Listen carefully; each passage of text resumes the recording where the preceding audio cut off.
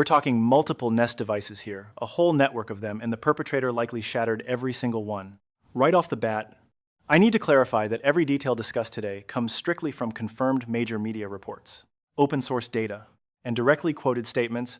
Whenever we rely on an isolated tip, I'll point it out immediately.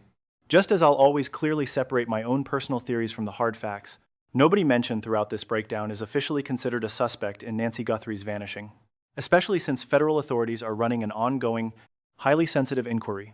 Nancy is still gone.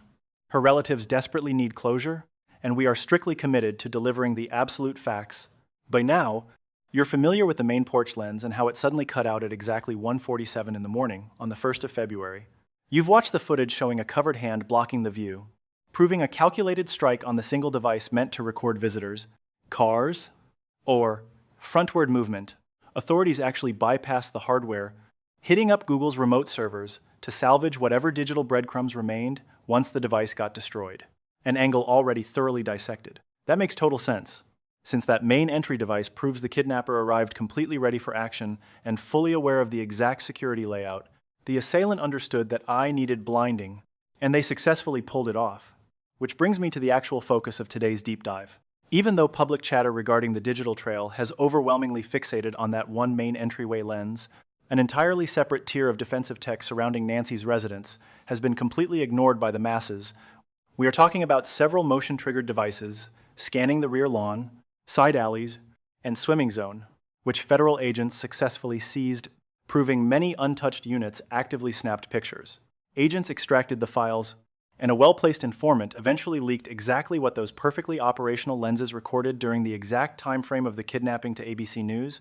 These triggered sensors, scattered throughout the rear perimeter of the estate, caught absolutely zero criminal activity. As the informant famously stated, when an insider tied directly to this massive federal probe was asked to describe that specific, glaring lack of evidence, referencing the eerie lack of footage from the side and rear perimeters during the disappearance, they simply called it bizarre, a chilling descriptor that should make your blood run cold. In the highly calculated vocabulary of seasoned agents who despise exaggeration, calling a clue bizarre never means it is merely a random, harmless anomaly. It implies a glaring inconsistency, a shattered timeline, and whenever routines fracture during a high-stakes manhunt, investigators never dismiss it as mere static. That represents a massive clue. So today we are completely unraveling the digital landscape at 7351 East Placida, Baja. Prior to unpacking the empty digital files from the rear lawn, we must lay out the absolute concrete facts regarding the overall security grid at the residence. By that, I mean relying strictly on airtight, proven evidence, completely ignoring wild internet rumors, while validating the existence of the main porch device. Local authorities officially went on record, stating the system died around 1:47 in the morning on February 1st, 2026. Major networks thoroughly verified that agents pulled the final pre-blackout snapshots directly from Google's deep storage files, an undisputed fact that smoothly pivots us toward the physical grounds. Nestled right inside the Sabino Canyon district, the victim's house occupies a standard suburban plot featuring rear entry points, swimming facilities, and lateral walkways, mirroring the neighborhood aesthetic. Because neighborhood safety was paramount, the estate featured multiple extra recording devices to supplement the primary porch lens. Informants talking to ABC News revealed that federal agents salvaged visual data from activity-triggered sensors monitoring the rear lawns and swimming sectors, though these models lacked continuous rolling capabilities. Instead, they operate on proximity triggers, snapping quick photographic bursts or isolated frames whenever movement occurs, effectively creating small digital previews according to insiders. I need to be exceptionally clear regarding the exact phrase used for these tiny pictures, as our credibility heavily relies on those network informants claiming inside knowledge. Neither local cops nor federal agents officially stamped this as fact, yet a highly trusted news brand broadcasted it without facing any pushback from rival journalists. I'm pointing out the solo origin purely for transparent tracking, not because the information itself seems unreliable to me. To summarize our baseline facts, we absolutely know the primary porch device flatlined right at 1:47 in the morning. Federal agents definitely retrieved visual files from the various movement-based sensors blanketing the rear exterior zones. These extracted files consisted entirely of tiny photographic bursts caused by physical movement, raising the ultimate question of their contents. Relying on those exact same network tipsters, we learned that during the window preceding February 1st, well before the actual kidnapping went down. Various strangers repeatedly tripped those specific exterior sensors, putting unknown individuals directly on the property grounds multiple times prior to the vanishing. And authorities hold all that proof. Take a moment to truly absorb that revelation. Considering every subsequent theory regarding the events of February, first absolutely must pivot around this massive foundational detail. Moving on to the alleged destruction, the narrative severely twists here, making strict adherence to proven facts absolutely vital for clarity. An intensely aggressive true crime audio show, known for hunting down police leaks recently, broadcasted an explosive rumor that completely blows the digital perimeter theory wide open. An informant supposedly tied to the police stated the primary porch lens wasn't the only casualty on February 1st, explicitly claiming the victim owned multiple recording devices that ended up entirely destroyed.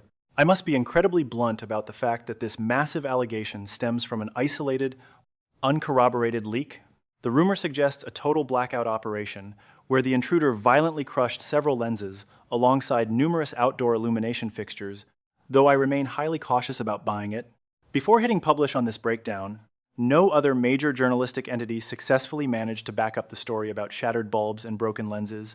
This relies purely on one podcaster's lone tipster, someone who might possess the absolute truth, or perhaps just a heavily fragmented version of reality. We might also be dealing with a half-truth where a few extra lenses got wrecked without matching the massive scale suggested by the informant. Listen closely, because this lone unverified leak changes everything we thought we knew. I will keep throwing caution flags on this single source, but imagine the terrifying reality if it is actually dead on. Systematically shattering perimeter floodlights and video lenses during a kidnapping tells a chilling story. Taking out more than just the main porch lens proves this was a highly calculated strike with extensive strategic forethought. Nobody blindly takes out security networks mid-kidnapping on a whim. Pulling off a blackout like that requires intimate knowledge of the grounds, meaning the attackers had perfectly mapped out every single lens and bulb beforehand. They carefully calculated exactly which recording angles threatened to expose their faces. Detectives actually have a specific technical term for this kind of frighteningly meticulous groundwork. Experts call it pre-operational surveillance. Systematically blinding that location proves the perpetrators spent serious time staking out the target long before striking. However, a massive glaring contradiction throws a wrench into this whole theory. This exact rumor clashes violently against the established timeline presented by national media outlets. Suppose the intruders aggressively dismantled the outdoor surveillance grid. Why on earth did the rear and lateral lenses go completely untouched? How did those specific devices make it through the raid without a single scratch? This glaring loophole ruins the narrative, running a highly coordinated sabotage mission during a kidnapping, yet somehow ignoring the surveillance gear covering the rear and lateral boundaries of the house. Means the attackers either missed them entirely, or they purposely let them run. Considering those exact devices recorded multiple individuals wandering the grounds in the 72 hours leading up to the breach, since those previous trespassers undeniably noticed the equipment, claiming the kidnappers were completely oblivious simply does not hold water. This forces us to examine the surviving lenses. The untouched equipment holds the real secrets. We need to dive deep here, as this puzzle remains the most fascinating forensic element of the entire setup. The rear feeds, the lateral views, and the complete swimming zone coverage are the key. Federal agents confiscated every single piece of that hardware in pristine condition, still perfectly mounted and completely operational. Insiders confirm the tech worked flawlessly, providing crystal clear access to all recorded digital files. We are left with three plausible theories regarding why the kidnappers ignored those specific devices during their midnight raid. Whichever hypothesis turns out true will ultimately reveal the absolute darkest details about how these predators orchestrated their strike. Theory number one assumes the snatchers were entirely oblivious to the hidden rear surveillance, blinded by the adrenaline of breaching the home and snatching Nancy. The assailants solely neutralized the porch lens. In their frantic rush to vanish, they completely overlooked the stealthier backyard monitoring systems. While technically plausible, this theory falls apart when you realize those identical rear lenses filmed various individuals prowling the exact same turf on several different occasions earlier that very week. Any scout trespassing on those grounds beforehand definitely triggered the sensors and saw the hardware. Strolling right past the active lenses means the crew possessed absolute undeniable knowledge of the ongoing surveillance network. Hypothesis 2 suggests the rear equipment sat in hard-to-reach spots that threatened to blow the intruder's cover entirely. Perhaps sneaking around the rear perimeter to smash the glass simply wasted precious seconds and amplified their vulnerabilities. The primary goal involved neutralizing the main porch feed to prevent street-level facial recognition. Taking out the backyard hardware likely fell to the absolute bottom of their tactical priority list. This angle makes solid strategic sense. It aligns perfectly with a scenario where the main entrance served as ground zero for the breach, leaving the rear boundaries practically irrelevant to their immediate escape plan. Hypothesis 3 argues the devices remained intact. The invaders left them alone, not because those blind spots lacked crucial vantage points. Instead, an inside player had already guaranteed the system would capture absolutely nothing incriminating during the kidnapping window. Detectives are quietly treating this exact scenario as their holy grail. The specific terminology leaking from anonymous insiders points straight to this terrifying conclusion. Officials keep describing the missing video files as highly unusual. That perfectly matches the terrifying level of surgical precision these attackers have demonstrated from the very beginning. Mastering the blind spots takes real dedication. Intruders who stalked the yard beforehand successfully mapped out every single hidden viewing angle. Mapping the sensor grids allows ghosts to walk through the yard unnoticed. The invaders charted their entire assault and getaway to sidestep the recording zones completely. Alternatively, high-tech tampering means physical evasion becomes unnecessary. The attackers rigged the tech beforehand, leading us straight into the thumbnail dilemma and the truth behind sensor-based recording equipment. We must break down the raw tech right now. Grasping the underlying mechanics reveals exactly why a totally blank digital log during the kidnapping is so incredibly damning. These sensors are not dashboard recorders. They never capture an endless, searchable stream of video that detectives can simply rewind and analyze later. The hardware relies entirely on reactive triggers. Whenever the heat signatures or visual pixels shift inside the monitored boundaries, the system finally wakes up. The machine activates instantly to grab visual proof. It typically snaps a rapid-fire photo sequence or snags a brief snippet of video. The files get digitally stamped and sent to a remote server or internal drive. Consequently, detectives are not looking at a seamless movie reel of the crime scene. Instead, they get a disjointed activity log. It provides a scattered collection of chronologically stamped files tied only to the exact seconds activity occurred. Zero movement equals zero evidence. Without a trigger, the hard drive stays completely barren, leaving nothing but an eerie void behind. By seizing the rear perimeter surveillance networks, federal authorities secured the complete registry. They possess every single chronological stamp generated. They hold the exact snapshot previews tied to every single trigger the hardware ever logged. Leading up to February 1st, the registry lit up constantly. Various strangers triggered the lenses repeatedly. But on the dark evening of February 1st, during the exact time frame, Nancy Guthrie vanished. Insiders claim the data shows absolutely zero anomalies. Let us examine the terrifying reasons behind this blackout. If a reactive lens records absolutely zero evidence while intruders actively prowl its territory, we must accept a few chilling realities. Either the trespassers avoided the grid entirely, or the hardware suffered a catastrophic mechanical breakdown. Perhaps intentional sabotage blinded the machine, or the files got created but actively blocked from hitting the servers. This implies a sinister force successfully severed the digital bridge, linking a perfectly healthy, web-enabled security network to its storage vault. Picture a digital tripwire, a sensor catches movement, the lens snaps awake, and the snapshot gets locked in. That picture instantly beams over wireless internet right into your secured cloud profile, safely hidden on a distant server. However, should anyone sever that digital bridge, wireless connectivity drops immediately. Your online vault gets locked out. The lens reboots, and security logins get swapped out. The actual hardware might snap the photo, yet it never uploads to any searchable database. Alternatively, someone hijacking your network login could completely blind the motion tracking feature entirely based on how the network operates. We will dive deep into that hacking aspect shortly. Yet laying out these technical ground rules beforehand is absolutely crucial for grasping the whole picture. Coming up, empty on video clips from the evening of February 1st, hardly implies the hardware vanished. Likewise, it does not necessarily prove the motion sensors stayed completely dormant. Based on a network's design and unfolding events, a missing file easily points to a massive cover-up rather than a quiet night. Consider what peculiar truly signifies during a national abduction probe. Let us circle back to that exact phrasing dropped by an ABC News contact, since folks are severely underestimating its gravity. Labeling the video history as totally ordinary while simultaneously calling that discovery strange is incredibly telling. These are definitely not random blurbs. They act as vital pieces of intelligence anytime an insider handling a national hostage hunt, or whoever gets briefed deeply enough to see confidential clues, openly labels a piece of proof as weird. Pay attention. Such officials never just chat idly.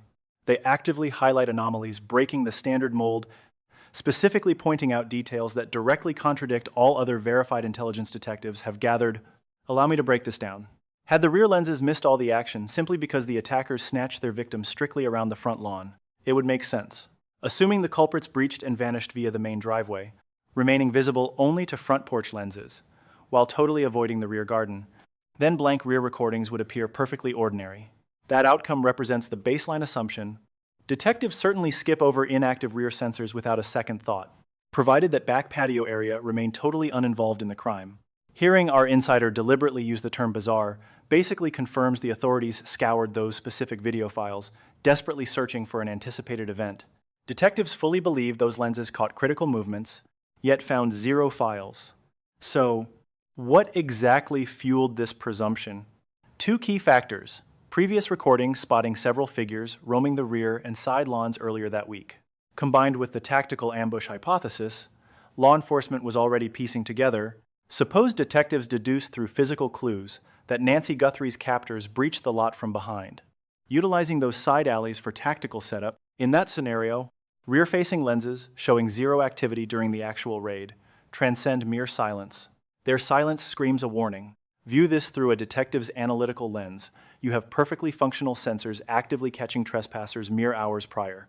A major felony goes down right on those grounds. Naturally, you pull the digital archives fully anticipating a clear motion alert, an intruder sneaking across the lawn, flanking the residence, gearing up for an ambush, yet the screen stays totally black. The true evidence lies in that gaping void rather than any recorded clip. That specific void represents exactly why seasoned federal agents, veterans solving abductions and murders for 20, 30 years, sum up the situation using one soft term, bizarre. It stands out since it implies two distinct possibilities. The sensors either legitimately failed to see the raid due to bad angles, an organic glitch, or attackers actively dodging their field of view. Alternatively, the lenses never missed a thing. The system got purposely jammed to block recording. Consequently, the missing tape stops being a hardware flaw. Instead, it transforms into a clear signature of the suspect's tactical sophistication. Drawing the line between accidental sensor failure and an intentional digital blackout remains, in my professional opinion, the absolute biggest mystery still haunting this entire manhunt, those mysterious figures lurking behind the house. Let us circle around to those earlier recordings, largely because public discussions have criminally overlooked this crucial piece of the puzzle. Insiders sharing intel with ABC News confirmed that motion tracking lenses guarding Nancy Guthrie's rear and side gardens filmed multiple individuals roaming outside prior to February. First, we are not talking about a lone wanderer or some blurry shadow at the screen edge. A whole crew popping up repeatedly. Let the sheer gravity of that clue sink in for a second. During any hostage crisis, particularly those officially flagged by the FBI as premeditated strikes rather than crimes of opportunity, analyzing the enemy's scouting phase becomes an absolute priority. Snatching a target out of their own bed during the dead of night, right amidst a quiet suburb under strict deadlines, leaves zero room for winging it. You run extensive recon, you stake out the real estate, you track daily habits, you pinpoint every single weak spot, spotting the lenses, noting the floodlights, checking the deadbolts, mapping the bedrooms, and timing when the lights finally go out. Furthermore, all this legwork happens days in advance, never during the actual strike. Catching a crew on those rear-facing lenses earlier that week, stepping close enough to trip the proximity alarms, far exceeds a minor footnote. We are likely looking at the gang's preliminary scouting mission, caught on tape. Moving forward, though, let me shoot straight regarding our blind spots. Since plenty remains shrouded in mystery, the identities of these stalkers stay completely unknown. Federal agents hold the files and continue hunting for names. Yet no media leak has confirmed if any faces got matched up, whether the Guthrie family actually recognizes them, or if they link back to prime targets in the manhunt. Nobody can definitively say if those trespassing incidents carry a harmless excuse, perhaps contracted pool cleaners, lawn care crews, locals borrowing a shortcut, or if a deadly plot was brewing. However, here lies the rock-solid truth. Federal authorities considered those visual clues vital enough to log into the official docket, while insiders familiar with the dossier felt compelled to leak the details directly to the press corps.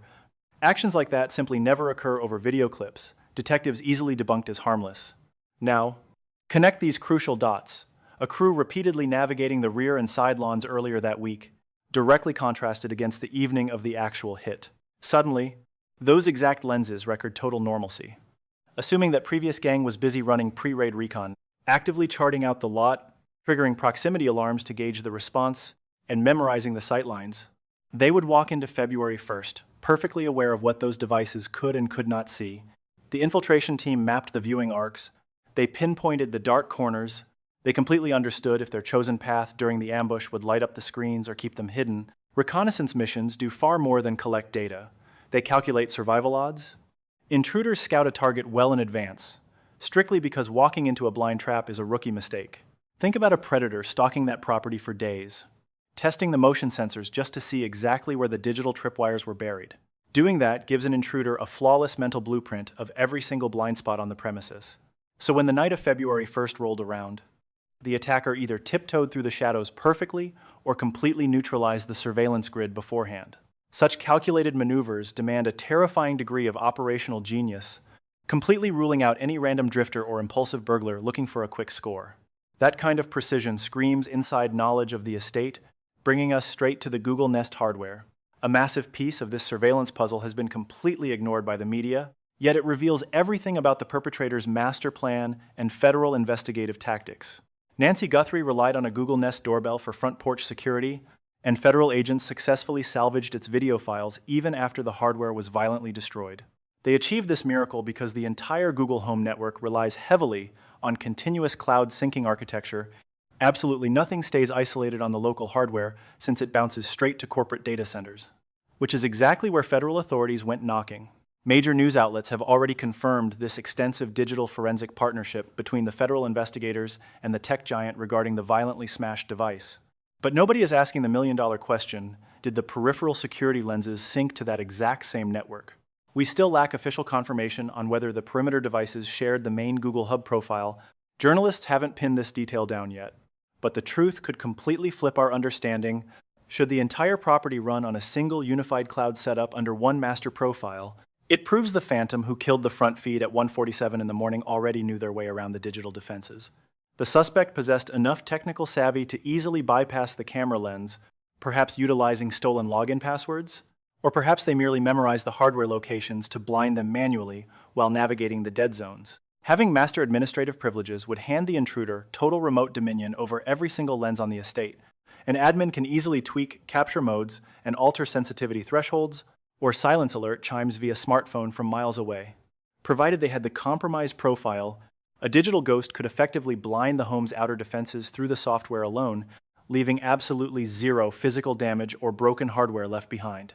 Let me be absolutely clear that this remains an unverified theory rather than an established fact from law enforcement. However, the cyber vulnerability is undeniably real and aligns perfectly with the bizarre crime scene clues. Untouched equipment captured absolutely nothing during the kidnapping window, an anomaly that baffled an insider. Suppose federal cyber analysts extracted way more than just the porch video from those corporate servers, finding hidden login timestamps or remote command histories linked to the rear surveillance units would definitely hand detectives a massive smoking gun regarding the digital tampering origins. While the extracted server files remain highly classified, contrasting the active federal probe with those totally blank perimeter feeds demands far more critical scrutiny. Mapping out the verified events specifically surrounding 1:47 in the morning on February first exposes some genuinely terrifying chronological voids in the story. Authorities in Puma County established that the porch feed died precisely near 1:47 in the morning. Any physical tampering or stealthy advance toward the main entrance went down right then, leaving us to wonder about the rear motion detectors during that dark window. Did the rear lenses suddenly stop pinging snapshots at a highly specific minute? We need to know if they died prior to 1:47 in the morning, or if they kept rolling until dawn while missing the chaos entirely. This heavily guarded secret changes the whole game, especially if the perimeter grid flatlined hours before the main breach. An early blackout heavily points to a highly organized intruder who carefully staged their position while deliberately dodging the active motion sensors all night. Alternatively, the attacker might have executed a remote cyber strike before ever stepping foot on the porch. Conversely, if the system spent the evening logging every day, triggers like wandering pets or distant headlights, only to abruptly shut down in perfect harmony with the exact moment the front porch feed went completely dark, we are looking at a highly sophisticated, multi-pronged attack on the entire security perimeter. The most chilling scenario involves the exterior equipment running flawlessly throughout the entire kidnapping window without ever logging a single legitimate security threat. Zero trespassing shadows or abnormal disturbances caught on tape would completely obliterate the front door invasion theory and force a massive rethink of the entry route. Detectives are clearly losing sleep over these conflicting possibilities, since an investigative insider explicitly labeled the video evidence as being downright bizarre. A straightforward frontal assault wouldn't raise any federal eyebrows, meaning those perfectly barren perimeter tapes are hiding a much darker secret. Forget consistent evidence. This entire case is defined by glaring anomalies that absolutely refuse to make sense. Investigators labeling these specific details as bizarre is a massive red flag that the official narrative is fractured. That precise timestamp at 1:47 in the morning hides a reality far darker than a simple porch lens suggests. We need to talk about digital infiltration. Let us dive straight into this cyber tampering concept, since we have been circling it all episode long, while strictly separating hard proof from my own deductions. Here is the undeniable truth about those rear and side security devices: no one smashed them to pieces. Federal agents pulled those units straight off the property without a single scratch. Leading up to the kidnapping, those exact same lenses snapped multiple preview photos. We are talking about various unidentified people popping up on several different days. Yet when the nightmare unfolded on February 1st, those feeds recorded absolutely nothing out of the ordinary. Informants specifically highlighted that total lack of activity as deeply troubling. Those are the ironclad facts.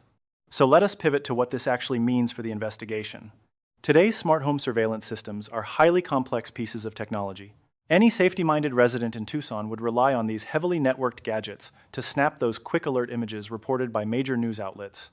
They operate on deeply integrated software platforms. Everything connects seamlessly through local wireless internet and syncs directly to online databases, meaning anyone with the right digital keys can manipulate the feed from miles away. Taking control of someone's surveillance feed rarely looks like a flashy Hollywood cyber attack. You do not need to crack complex firewalls or uncover hidden software flaws to pull this off. The absolute easiest method simply requires logging right into the main dashboard.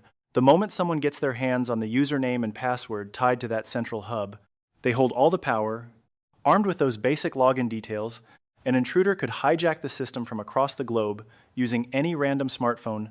Tweaking the preferences becomes incredibly simple. Certain setups allow users to completely shut off activity alerts with the tap of a button. Putting the lenses to sleep is practically effortless. Based on how the owner programmed the hub, you could literally dictate which moments get saved to the server. This specific detail ties everything back to the broader mystery. Imagine a culprit who already knew Nancy's living situation inside and out, freely roaming her property. Stealing passwords written on a sticky note or auto-filled on a laptop requires zero tech skills. The victim could have easily handed over access to a trusted guest, or perhaps a frequent visitor simply snooped around while nobody was paying attention. Let me be clear that I am not confirming this exact scenario played out. Detectives have not officially announced any digital hijacking just yet. However, the vulnerability undeniably exists, perfectly matching an attack that reeks of meticulous preparation and deep familiarity with the victim's private life. Sure, we could assume the kidnappers somehow managed to drag her away through blind spots without needing to touch the software at all. But swallowing that theory means believing a prowler who triggered those exact same alerts days beforehand suddenly turned completely invisible. We are supposed to think this suspect, previously caught on tape, pulled off a flawless nighttime raid on February 1st without tripping a single alarm. Highly unlikely. Law enforcement clearly struggles to buy that coincidence, which explains their distinct unease regarding the missing footage. Let us merge all these puzzle pieces regarding potential inside jobs. Stacking these clues end to end reveals a digital footprint that strongly suggests a highly calculated blueprint for this tragedy. True crime creators have endlessly debated the possibility of a mole operating behind the scenes. This heavily relies on the perpetrator intimately understanding how Nancy lived. From mapping the floor plan to memorizing alarm codes, this person either orchestrated the hit themselves or fed crucial surveillance to the ultimate attacker. Analyzing the surviving video feeds strongly supports the hypothesis of a well-informed traitor pulling the strings. Consider exactly what a trusted confidant would already realize. They obviously knew the exact location of the porch lens. They fully understood its field of view, captured the asphalt, the walkway, and every single approaching vehicle. That specific gadget represented the ultimate threat to their anonymity, making its destruction an absolute priority before launching the assault. Furthermore, any mole would be well aware of the hidden equipment guarding the rear perimeter and its sensitivity to movement. They could easily map out the blind spots and trace the exact wireless internet channels, keeping those devices online. Armed with master login privileges, disabling the entire grid from a safe distance would be child's play. Compare that hypothetical scenario against the hard facts we possess today. The main entryway lens was deliberately neutralized, which completely fits the profile. Meanwhile, the rear surveillance equipment remained untouched and perfectly functional for federal agents to retrieve. Yet, those same devices had previously logged shady characters lurking around the perimeter. Those prowlers essentially got caught on tape while allegedly scouting the location for the main event. Fast forward to the actual night, the victim vanished. The feeds suddenly show dead air, which is incredibly suspicious. Anyone plotting an ambush with intimate knowledge of the home's defenses would execute the exact same strategy we are seeing here. Bashing the most obvious electronic witness to pieces just makes basic tactical sense. Handling the rear defenses requires finesse, perhaps by logging in secretly or simply dancing around the edges of their visual range. Alternatively, the attackers might have funneled the entire kidnapping through the freshly blinded entryway. Recognizing a traitor's handiwork often relies on noticing what they deliberately avoided doing. The most telling clues frequently hide within the untouched evidence and the glaring absences that magically benefited the perpetrators, leaving those rear sensors completely pristine while simultaneously dodging their motion triggers is no accident. Detectives are heavily scrutinizing that specific paradox. Relying on fresh tips and deep analytical breakdowns, the mystery has only deepened in the long months since February 1st. Let us explore where authorities are likely focusing their digital forensic efforts right now. Federal agents have undoubtedly scoured every byte of data yanked from those servers regarding the main porch feed. They have been sitting on that goldmine for quite some time. Even if it fails to unmask the villain, specialists have ripped that video apart frame by frame. Identifying the shadowy figures caught lurking in the side gardens beforehand remains a top priority. Here is the explosive truth. Federal agents possess that crucial footage, aggressively hunting down those faces.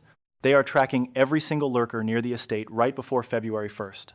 Law enforcement remains completely tight-lipped about any positive suspect matches or if those sudden leads crack this case wide open. That chilling digital blackout during the kidnapping, where lenses recorded absolutely zero activity when they desperately needed to, remains their primary focal point.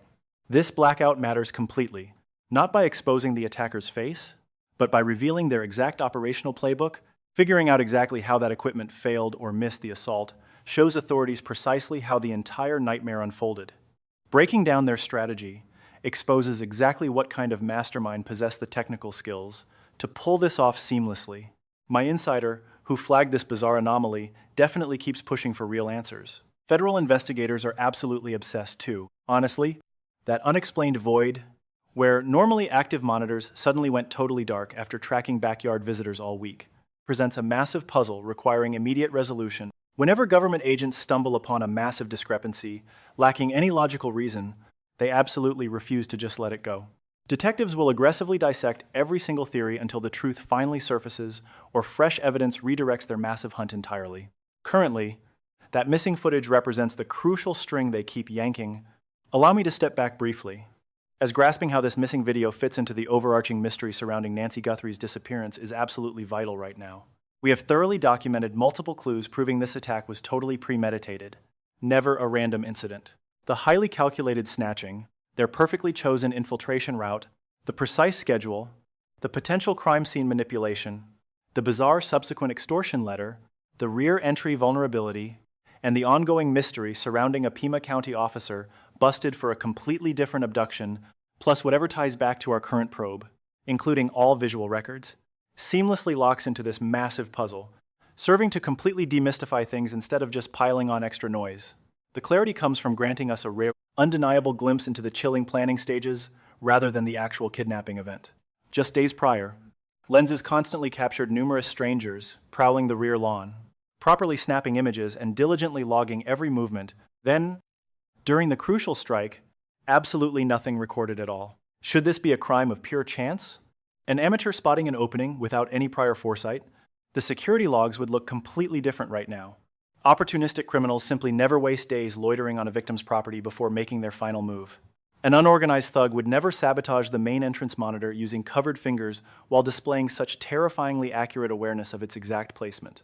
Average crooks definitely avoid bypassing rear lenses so flawlessly, creating a scenario where, purposefully or luckily, the entire assault avoids digital capture completely. Looking at the surveillance data holistically points directly toward a highly focused, meticulously arranged, and professionally executed extraction mission, a horrifying scenario where attackers possessed intimate insider details regarding the house layout and every defensive measure. This crew handled the electronic countermeasures intentionally, whether by smashing devices, sneaking flawlessly through unmonitored zones, or digitally jamming the feeds from afar. Those markers definitely eliminate the typical wandering predator theory entirely. We are analyzing the blueprint of a highly calculated strike with dangling threads. Let me wrap up this analysis precisely where law enforcement finds themselves today, hopelessly stuck, untangling a massive, entirely unsolved clue. Federal agents firmly hold video files from the exterior perimeter leading up to Nancy's terrifying disappearance. Multiple trespassers. Numerous distinct visits. The Bureau definitely possesses those critical snapshots. Still, the public has zero clue if authorities successfully named those suspicious lurkers or how those potential suspects impact the massive ongoing manhunt. That exact same equipment recorded absolutely zero threats during the evening of February 1st, and a deeply connected insider flagged that blind spot as incredibly disturbing, not merely interesting. The glaring contrast between weeks of constant motion logging and the sudden eerie quiet during the strike remains a massive, lingering enigma in the Nancy Guthrie puzzle. Systems suddenly flatline entirely.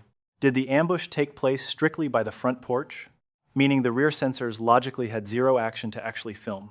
Could the intruders have navigated the grounds utilizing terrifyingly accurate maps of exact viewing angles and heavily exploited the hidden shadowy gaps?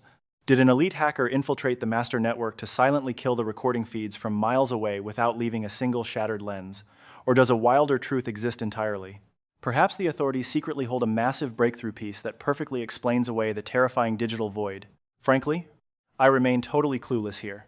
Nobody beyond the inner circle of federal agents holds the ultimate truth today. However, my reliable contact confirming this weird anomaly understands perfectly that detectives are still grasping at straws. Until someone cracks this open, until experts decipher why completely operational, highly sensitive perimeter alarms surrounding Nancy Guthrie's residence completely failed to log her violent extraction, that deafening technological silence will continuously scream for justice. Nancy Guthrie vanished on February 1st, 2026. The world knows her as Today Show anchor Savannah Guthrie's mother. The 73-year-old victim was brutally snatched straight from her Tucson, Arizona residence. The federal manhunt remains incredibly intense and highly prioritized as we speak. Got any critical details? Dial the Bureau at 1-800-CALL-FBI or visit tips.fbi.gov. Make sure you subscribe right now. We are digging deeper, and these wild clues are rapidly dragging us toward a major explosive revelation. From the content above, one powerful lesson emerges: the importance of awareness, responsibility, and human connection in shaping a better society. In today's fast-moving world, it's easy to overlook the small choices we make each day. Yet those choices, how we treat others, how we respond to challenges, and how we take responsibility for our actions, define not only who we are, but also the kind of world we create. Every individual holds the power to influence their surroundings, whether through kindness, honesty, or courage. Education is not just about knowledge. It is about understanding the consequences of our behavior and learning to care deeply about others. When we become more aware, we begin to act with intention.